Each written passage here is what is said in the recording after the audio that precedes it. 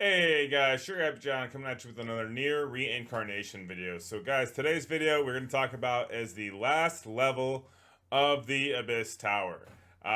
So I don't know if you saw my last video. I put out a video, I don't know, it was maybe 2 or 3 days ago prior to this video releasing, talking about how hard the Abyss Tower was and how pumped I was to complete the content. And I gotta tell you guys, it didn't let down. It didn't disappoint. We only have until October 3rd to complete this content. So I really wanted to push the envelope.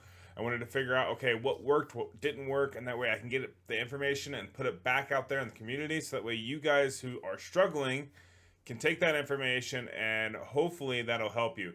As you can see here on the screen right now, this is the missions reward page for actually my second run on the level 20. So I didn't have clear with no members incapacitated, and I wanted to figure out like kind of what was the like requirements that I needed or like the bar that I really needed to set that would allow me to go through and actually beat this without coming close to dying. Now, it is kind of hard to see. I'll try to move myself out of the way here a little bit, but you can kind of see the gauge bars here on the health down here. I have my A2 is halfway dead. My Theo is about halfway health, and my 63 is actually beautiful. So she's full health.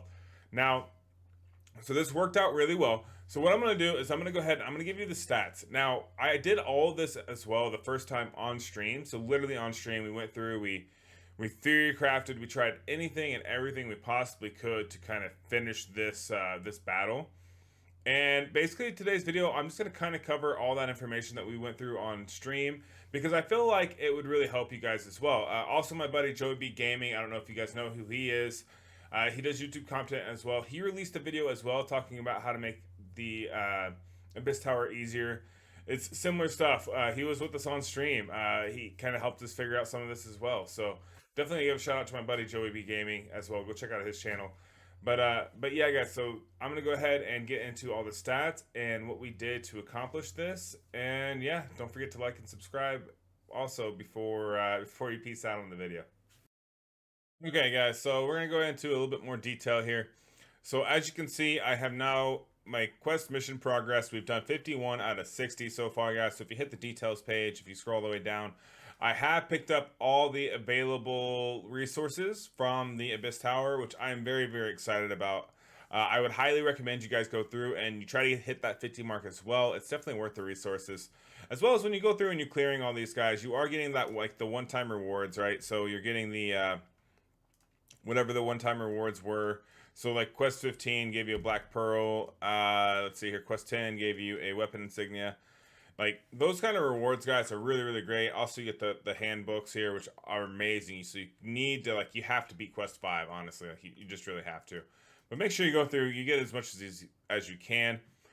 You don't have to beat Quest 20 to actually be able to get all these extra points for the quest mission progress here. You don't have to be 20. This just requires you literally to get 50 of the 60 available. So if you can 3-star all the way up to like 17, then you're golden.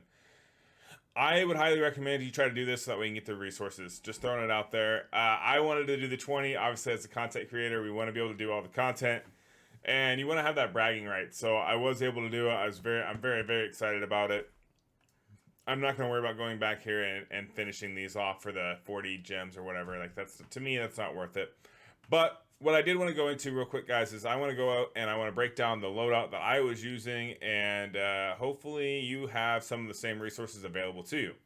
So you will notice that my loadout is A2, Theo, and we have 63. Now, or sorry, 66. I don't know why I said 63. 63 is the two-handed sword user. But anyways, as you can see here, she's only 3-star. I never pulled a 4-star version of her. Not once. I know a lot of people have. So if you have, you're already a step above me. I have Theo as well. Let me move myself out of the way just a little bit more here, guys, so that we can see a little bit better. There we go. So that'll kind of show you kind of like the weapons I have, memoirs. We'll go into a deeper dive on those as well. But I just kind of wanted to show you a quick overview because I know a lot of you are going to like piece out of this video halfway through. Anyways, Theo, this is the Theo that was given to us, or not given to us, that we could have farmed to get level 90. So hopefully everybody has her. A2 is going to be the only one in the squad that's really, as far as character-wise, that you probably may or may not have.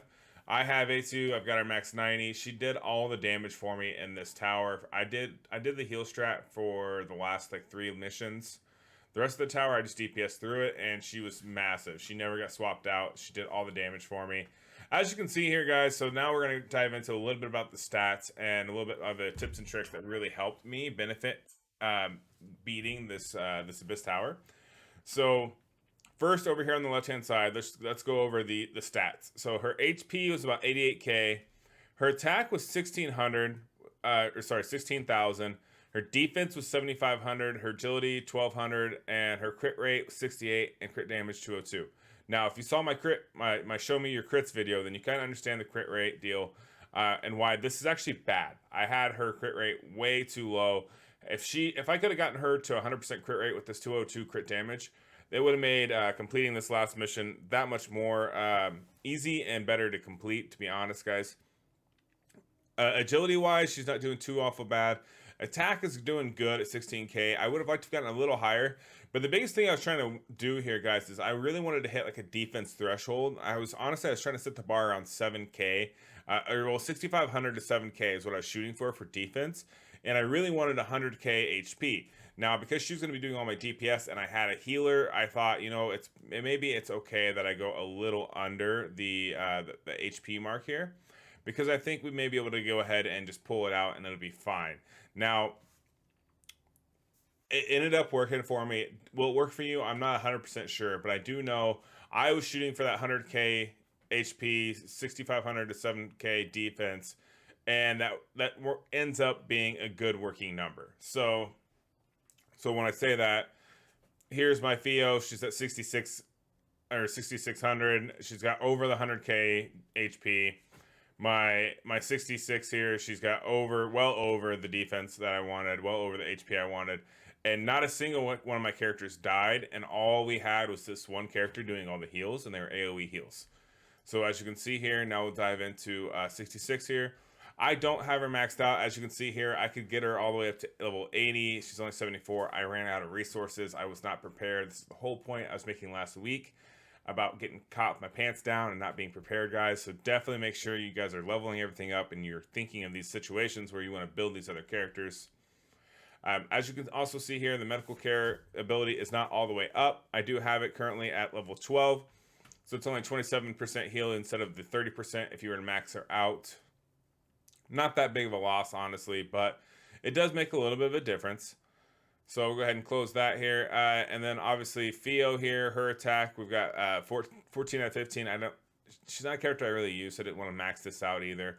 But I mean, as you would see here, this would do another 20% damage and increase the attack by another 0.5% for 30 seconds.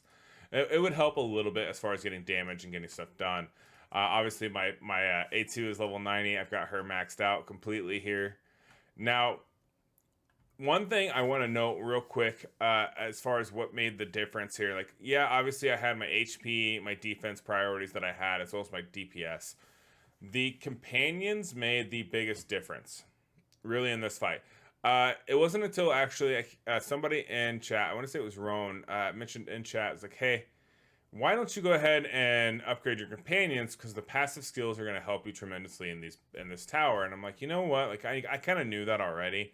But like, I did a video already talking about this, and I kind of wanted to go and, you know, get everything leveled to like 25, 26 anyways. Try to get like a standard across the board for my companions to get ready for subjugation. But what I ended up doing is I ended up going and upgrading all these higher, and it made the difference. So, and the reason why is all allies win damage dealt up by 14.6%. Now that's a passive, so that means every one of my allies who had a wind weapon, which as you saw they all did, they got a 14.6% attack boost, which is great. Now, yes, it'll proc this ability and this increases your agility, but this doesn't do any good on the last boss because chances are you've already used up all of your companion skills before you even make it to the boss. So I definitely highly recommend you go and you upgrade your tombs, because that did make a big difference for me as well, especially this water mitigation one, guys.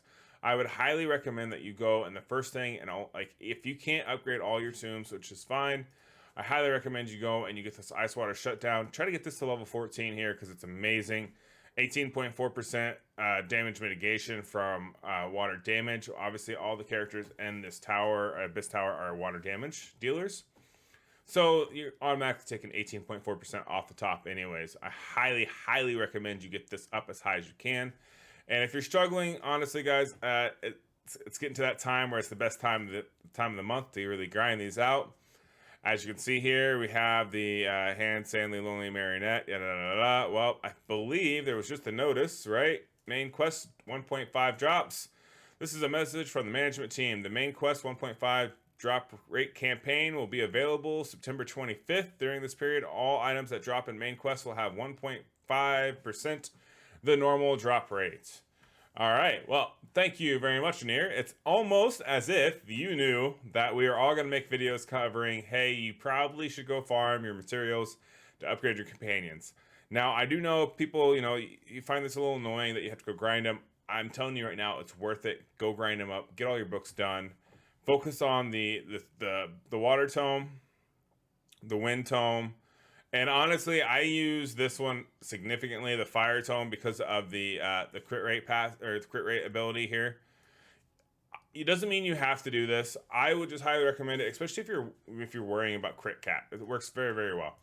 So that was basically the general gist of what I did to kind of beat this. Now, as you can see here, I do have a variety of memoirs, and I do have a variety of weapons equipped.